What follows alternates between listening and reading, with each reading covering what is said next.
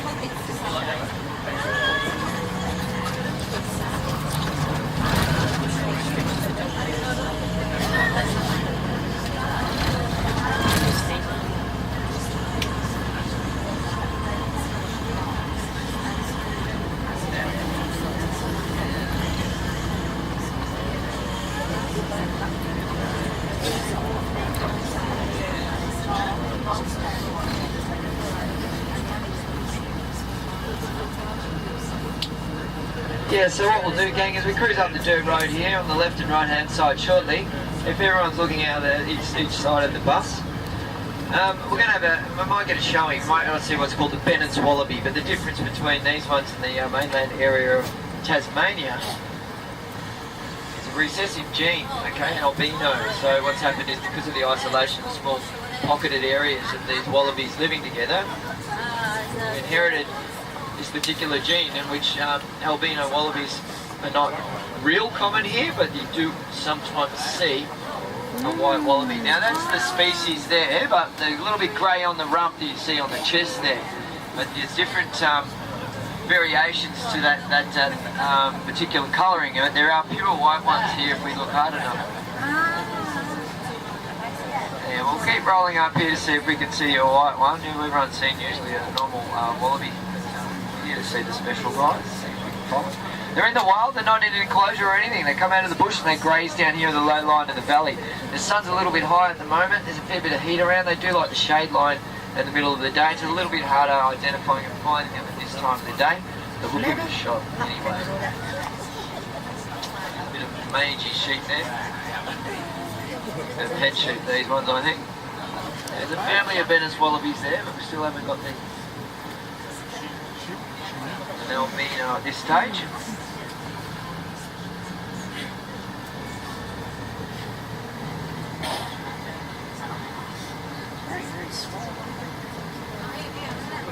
So these aren't the biggest marsupials that we have in Tassie. We've got what's called the forested kangaroo. So there's one kangaroo species, and then we've got these guys, and the pattymallon are the two common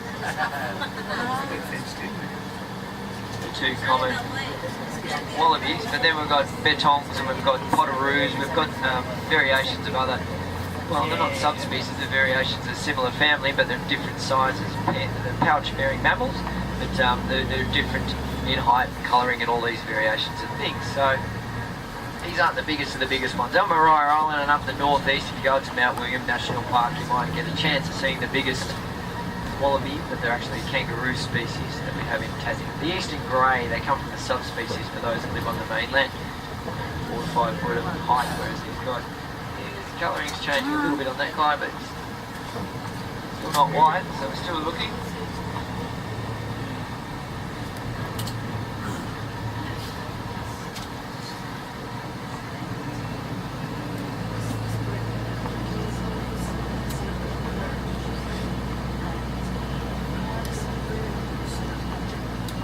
Lazy days here on the left hand side.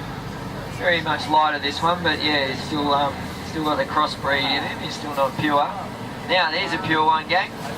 Up on the left hand side, behind the fence line, there's a pure albino wallaby.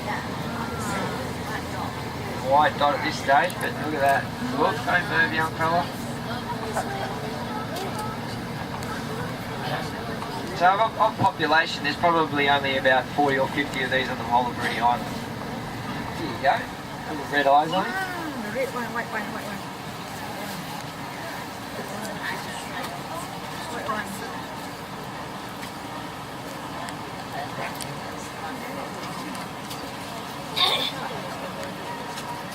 Does everyone see that in the back? Yeah. It's cool, isn't it?